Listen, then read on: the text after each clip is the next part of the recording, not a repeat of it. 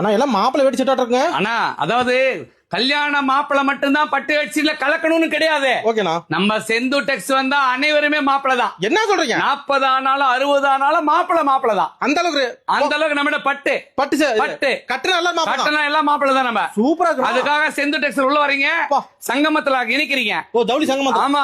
என்ன ரேட் தெரியுமா? என்ன ரேட்டுனா? வெறும் 1299. என்ன சொல்றீங்க? பட்டு பட்டு மாடல. பட்டு 8 முழ வேஷ்டி மாப்பிள்ளை கட்டுறது. ஆமா.